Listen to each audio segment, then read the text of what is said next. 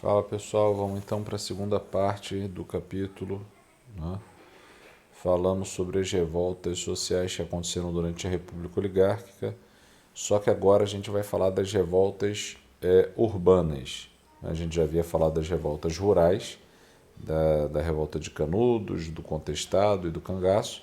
Agora a gente vai falar das revoltas urbanas, a revolta da vacina, de 1904, a revolta da Chibata, de 1910, e a greve geral de 1917, que nem precisa dizer o ano por conta do próprio nome dessa greve, né?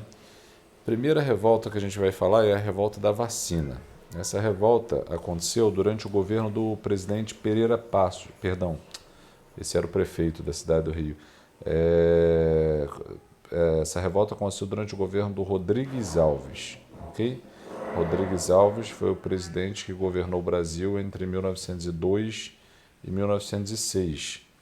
Ele teria dito uma frase, né, que é o seguinte: o meu programa de governo vai ser muito simples. Vou limitar-me quase exclusivamente a duas coisas: o saneamento e o melhoramento do Porto do Rio de Janeiro. Isso é interessante para mostrar como estava a situação, não é, do Brasil e, sobretudo, do Rio de Janeiro, que era a capital, no início do século XX, né? Mais especificamente aí no governo do Rodrigues Alves, entre 1902 e 1906. Eu gosto muito de uma música que, inclusive, é usada para se referir à revolta da Chibata, mas que também faz uma breve alusão a um episódio que acontecia no Brasil, especificamente no Rio de Janeiro, no início do século XX. O nome dessa música é O Mestre Sala dos Mares, ok? De um compositor chamado João Bosco, né? E nessa música ele vai falar, por exemplo, que os comerciantes vindos da Europa não desciam dos navios que aportavam no porto do Rio de Janeiro. Então, os navios que vinham da Europa, geralmente em direção a São Paulo, né, que era o principal centro econômico do país por conta da cafeicultura paulista, muitos não desciam no Rio de Janeiro, na capital, por conta da desordem que era a capital do Brasil no início do século XX, né? As ruas muito estreitas, né? Tradicionalmente, da época colonial, as ruas do Rio de Janeiro muito estreitas acabavam, né, colaborando para a disseminação de doenças. Então, em épocas de coronavírus, é bom a gente pensar aí, não é, como era a situação, né, sanitária, não é, do Rio de Janeiro no início do século XX. Terrível, né? Terrivelmente terrível, para ser redundante, né? Onde você tem várias doenças inclusive, foi no início do século XX que aconteceu a gripe espanhola, né? O surto de gripe espanhola afetando também o Brasil. Então, o que acontecia no Rio de Janeiro era que as casas eram amontoadas, né? Os pobres viviam nos chamados cortiços, que eram como se fossem corredores de kitnets, né? Só que sem um banheiro privativo nessas kitnets. Havia um banheiro coletivo, haviam banheiros coletivos, né? Onde várias famílias usavam o mesmo banheiro, o que favorecia a falta de higiene, né? Esses quartos, né, tipo kitnets coletivos, não eram arejados, né? Não havia uma circulação de ar e tudo isso contribuía para que a disseminação de doenças acontecesse mais rapidamente. O governo, né, quando se dá conta disso, né, desse processo de epidemia que está tomando conta do Rio de Janeiro, principalmente por conta de atrapalhar o desenvolvimento econômico, né, porque os grandes comerciantes não estavam descendo os navios no Rio de Janeiro, aí o governo vai pensar em fazer efetivamente alguma coisa, né? Aí o governo vai começar a demolir os cortiços, a expulsar a população, né, dos cortiços, muitas vezes sem deixar com que eles tirassem, né, todos os seus pertences e já começava a demolir, a botar fogo nessas moradias populares, o que claro, né, gerava uma revolta da população mais pobre, que muitas vezes resistia, né, aos arbítrios das autoridades governamentais, lutando capoeira, né? E a capoeira era proibida por isso, entre outros, né? Essa tentativa de cuidar do problema da saúde acabou sendo uma tentativa, né, de forma mal planejada, digamos assim, né? E aí, em 1904, o governo vai instituir a vacinação obrigatória contra a varíola, né? Então, em outubro de 1904, o governo vai instituir uma vacinação obrigatória contra a varíola sem fazer uma campanha de conscientização. Então, todo mundo sabe que a vacinação, que a vacina, né, geralmente ela dá um efeito colateral, por isso que o governo hoje faz uma campanha de conscientização antes de começar o processo de vacinação, para que as pessoas saibam, né, quais os sintomas que elas podem ter após a aplicação da vacina, se é normal ou não sentir determinadas reações e por aí vai. Naquela época não foi feito um projeto de conscientização, uma campanha, né, do governo. Pelo contrário, o governo instituiu a obrigatoriedade da vacina.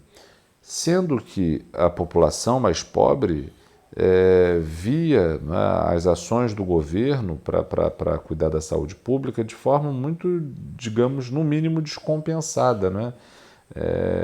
No mínimo equivocada, porque no momento o governo chegava destruindo os cortiços, botando fogo, sem deixar com que a população retirasse suas coisas pessoais. Depois agora o governo vem com uma vacina dizendo que é para evitar a doença, então muitas pessoas suspeitavam, né, de que não fosse uma vacina, de que fosse algo que pudesse fazer mal ou coisa do gênero. E não é estranho, não é porque as pessoas fossem burras, é porque as pessoas, né, estavam desconfiadas por conta da própria atitude equivocada do governo para tratar o problema da saúde pública. Né? Só para vocês terem ideia de um equívoco que o governo causou, né? Foi uma campanha de extermínio dos ratos, né? Que causavam também, ajudavam a proliferar várias doenças. E aí o governo vai estimular que as pessoas levassem até postos estabelecidos pelo governo ratos mortos, né, para evitar a proliferação desses ratos. Só que a população miserável, muitas vezes, o que fazia? Criava esses ratos, né, para ter mais ratos para levar para essas autoridades em troca de alguma grana. E aí o problema, ao invés de diminuir, aumentou. Então, com essa desconfiança natural aí da população em relação a essa vacina, houve uma resistência muito grande da população. A população não aceitou essa vacinação, sobretudo por conta, né, do próprio abuso que alguns agentes de vacinação cometiam, especificamente contra as mulheres, né? Aí na imagem a gente está vendo a aplicação da vacina no braço, mas no caso da vacina contra a varíola, né, instituída nesse caso, em 1904, essa vacina geralmente era aplicada nas coxas das mulheres, né? E aí havia casos de abuso, né? E ainda que não houvesse o caso de abuso, para a moralidade da época, e até hoje já é uma questão desconfortável, né? Então imagina naquela época, não é, a mulher ter que, digamos, expor, né, o seu corpo para que fosse efetivada essa vacinação. Então a população desconfiada, né, com um certo pudor por conta da tradição, né, e, enfim, de forma também desejosa de outras coisas, não é? De forma, como é que eu posso dizer, não muito coesa, a população passou então a fazer uma série de atos, né, de revolta contra o governo e contra essa determinação da vacinação obrigatória. Não existia um projeto unificado de luta, né? Então, eu não posso dizer a revolta da vacina tinha como tais objetivos isso e aquilo. O principal objetivo dela era anular a vacinação obrigatória, né? Mas não existia um objetivo centralizado, né? a revolta acabou acontecendo de forma muito espontânea, né? De uma forma muito até, como é que eu posso dizer, aleatória, né?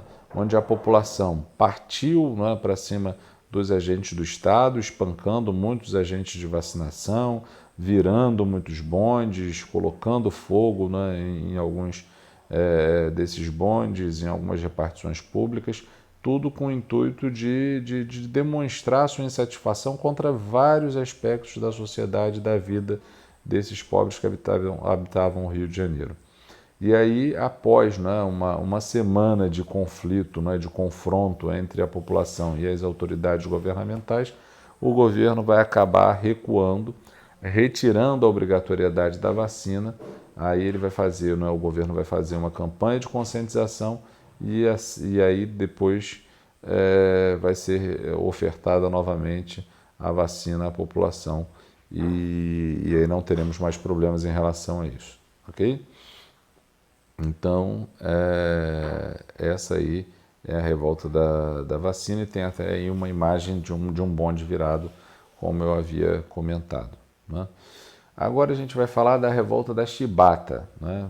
A revolta da chibata que tem aí a música que eu acabei de comentar, né? O Mestre Sala dos Mares, que retrata aí a história da revolta da chibata, inclusive nessa música também que chamam, né, o João Bosco de O Almirante Negro, como está aí no slide. Então vamos lá. A revolta chibata acontece em 1910, né? Em 1910, a Marinha do Brasil tinha uma divisão muito nítida, onde os oficiais eram sempre brancos, né, de classe média, e os não oficiais, né, se não me engano, os praças, como são chamados, aqueles que não são oficiais, eram quase sempre negros, né, principalmente aqueles das condições mais inferiores, né. E embora a escravidão já tivesse acabado, né, a escravidão acabou em 1888, ou seja, há 22 anos atrás, antes da revolta da chibata, os negros na Marinha eles ainda estavam sujeitos a castigos físicos, né? Castigos esses que eram aplicados muitas vezes com a chibata, com um chicote, né? E muitas vezes esses castigos físicos se davam por conta de pequenas infrações, pequenos atos, pequenos deslizes que o marinheiro pudesse cometer, poderia acabar sendo punido com a chicotada, com a chibatada. Lembrando que isso, né, acontecia em pleno início do século XX, numa época onde já não havia mais escravidão.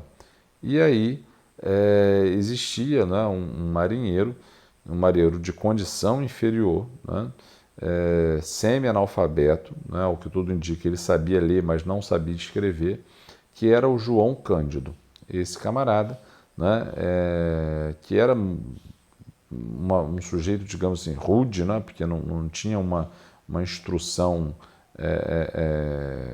sólida, mas que soube muito bem aproveitar as viagens que fez, né, na Marinha, conheceu vários países, ao que tudo indica, até falava um pouco de francês, inglês, né? Então ele entrou em contato com as ideias iluministas, com as ideias que rondavam a Europa no século XIX, né, e até no início do século XX. Ele teria inclusive visto a Revolução de 1905 na Rússia, o ensaio geral, né, com uma revolta da Marinha no encoraçado Potemkin, né? Então ele, através dessa experiência, dessa vivência que ele teve na Marinha, né, ele passou então a questionar mais veementemente esses castigos físicos que os marinheiros eram submetidos.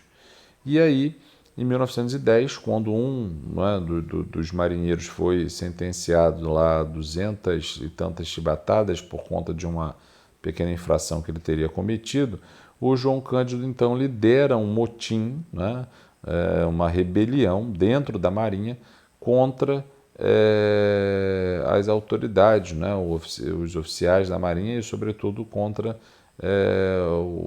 a presidência, né, do Brasil, que na época era comandada por um marechal do Exército, né, o Marechal Hermes da Fonseca.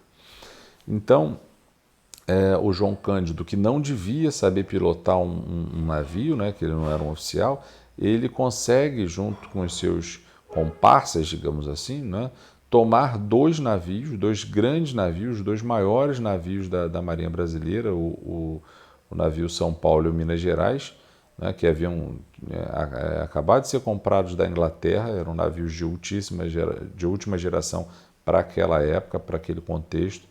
E aí eles tomam, os revoltosos tomam esses dois navios, colocam eles na Baía de Guanabara, apontados para a capital, e ameaçam o governo a bombardear a capital caso não fossem atendidos em suas reivindicações.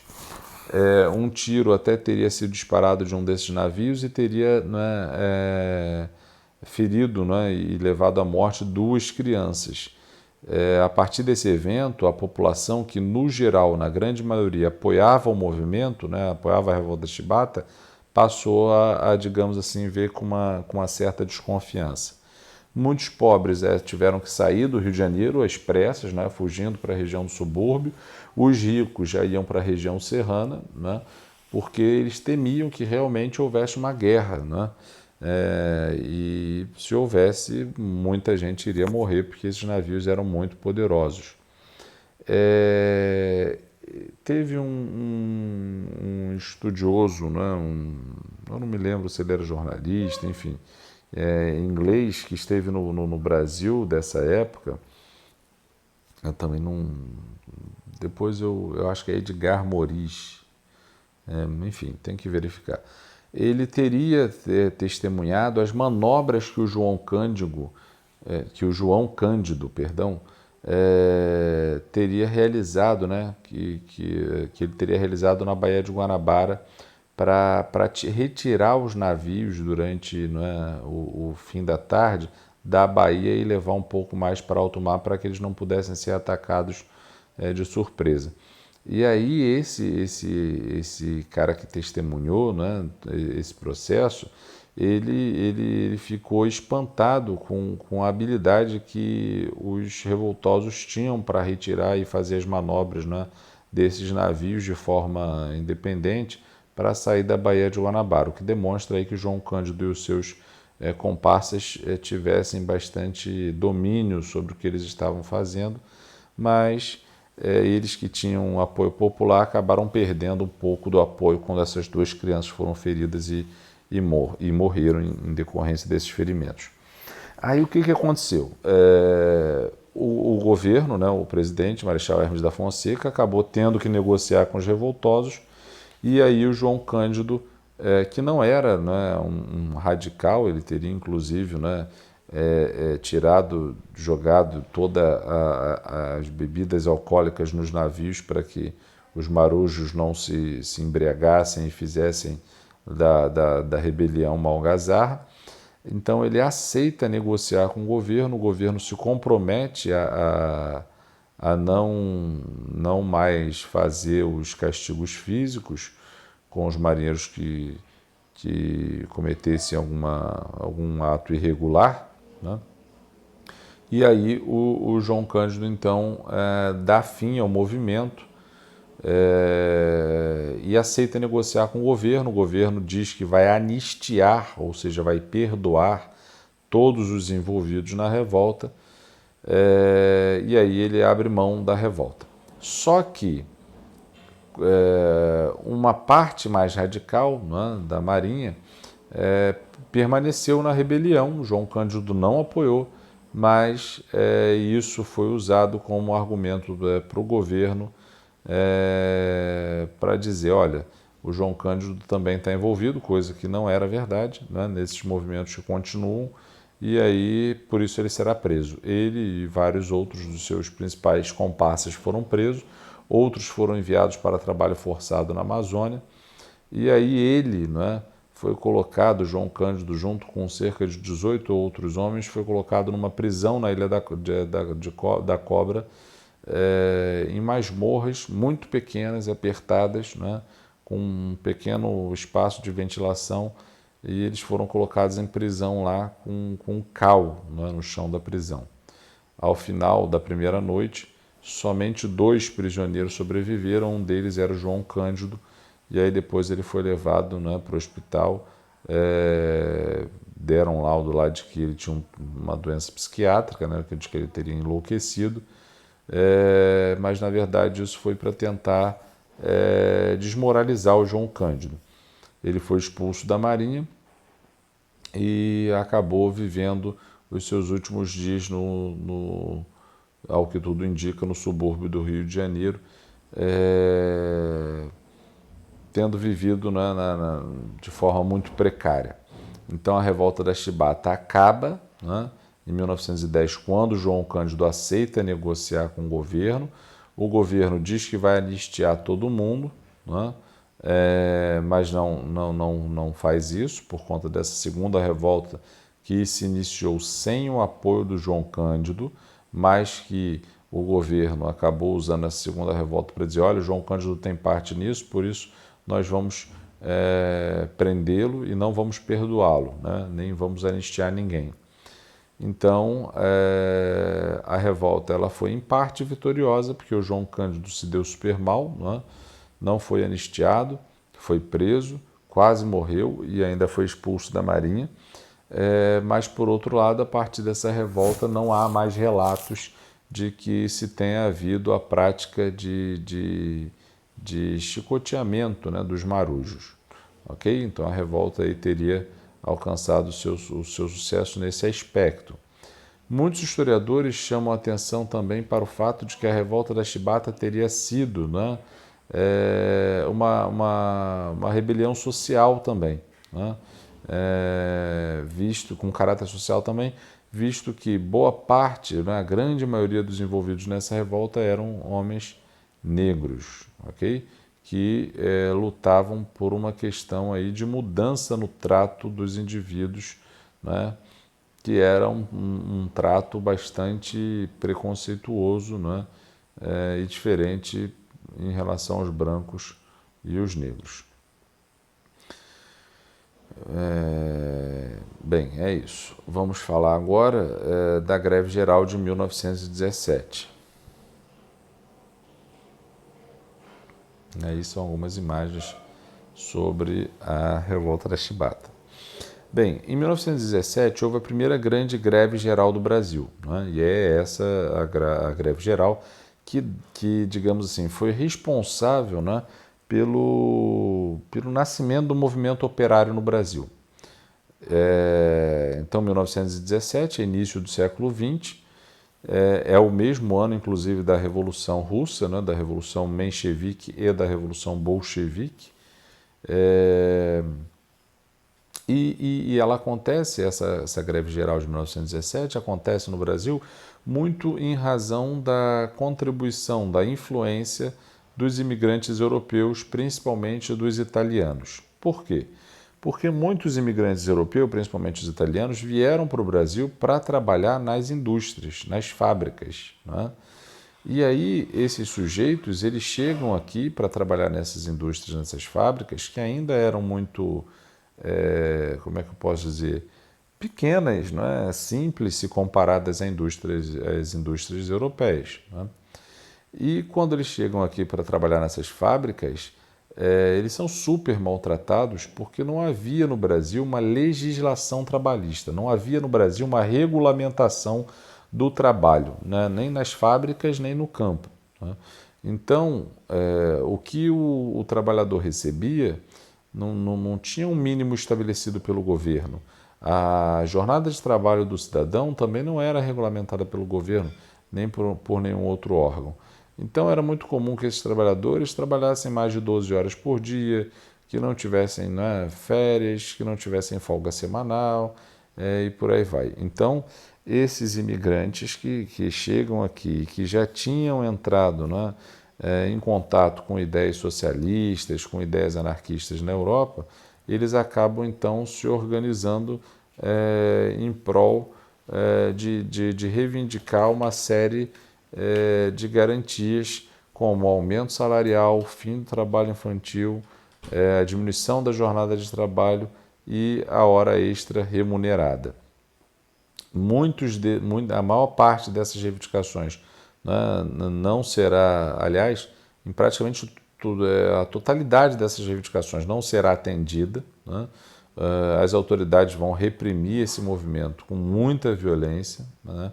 Mas cerca de 13 anos, 13 anos depois da greve geral, lá para 1930, com a chegada de Getúlio Vargas ao poder, vai se iniciar o processo de criação de leis trabalhistas.